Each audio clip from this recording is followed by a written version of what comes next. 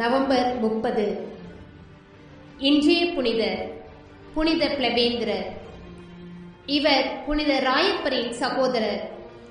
கலிலேயாவின் Bethsaida நகரில் பிறந்தவர்.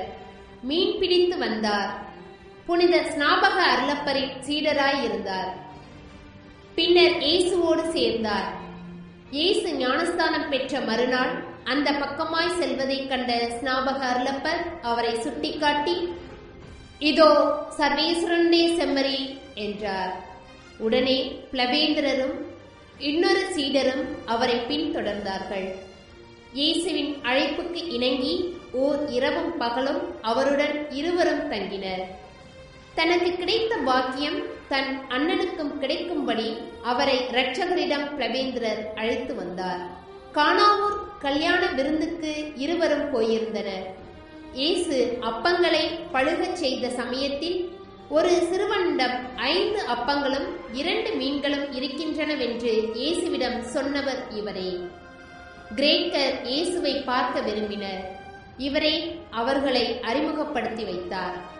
கிறிஸ்துவை அறிமுகப்படுத்துகிறவர் இவர் என புனித பேதா இவரை பற்றி கூறுகிறார். தேவாலயத்தின் அழிவை பற்றி இயேசு முன்னறிவித்த போது இயேசுவிடம் அழிவு எப்பொழுது வருமென வினவினார். பரிசுத்த ஆவியை பெற்றுக்கொண்ட பின் கப்பதோசியா, கலாசியா, பிதீனியா, பைசான்சியம், திராஸ், மசதோனியா, தெசலேட், அக்காயா ஆகிய இடங்களில் பிளவேந்திரர் வேதம் போதித்தார். இவரை கொல்ல தீர்மானித்தார்கள். சிலுவையை கண்டதும், ஓ விலையேற பெற்றை சிலுவையே வாழ்க, என் ஆண்டவரது உறுப்புக்கள் உன்னை ஆபரணங்கள் போல் அலங்கரித்தன. மகிழ்ச்சியுடன் நான் உன்னிடம் வருகிறேன். உன்னை நான் உருக்கமாக நேசித்தேன். ஆசையுடன் உன்னை தேடினேன். என்னை உனது கரங்களில் ஏற்றுக்கொள். மனிதரிடையிலிருந்து என்னை எடுத்து என் எஜமானரிடம் ஒப்படைப்பாயாக. உன்னில் தொங்கி என்னை மீட்டவர் உன் வழியாய் என்னை ஏற்றுக்கொள்வாராக என்றார்.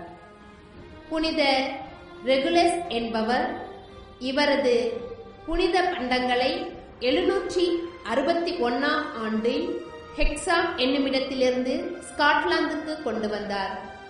அக்காயா, ரஷ்யா, ஸ்காட்லாந்து போன்ற நாடுகளுக்கு இவர் பாதுகாவலர். சிந்தனை.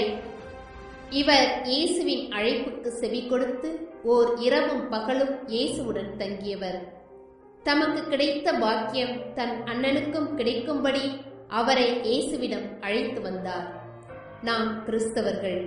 இந்த பாக்கியம் ஏனையோருக்கும் கிடைக்க நாம் ஏதாவது செய்கிறோமா? செபம். ஆண்டவரே, அனைத்துலக கிறிஸ்தவர்களும் நல்லவர்களாக வாழ்ந்து மக்களை உம்மிடம் கொண்டு வருவார்களாக. ஆமென்.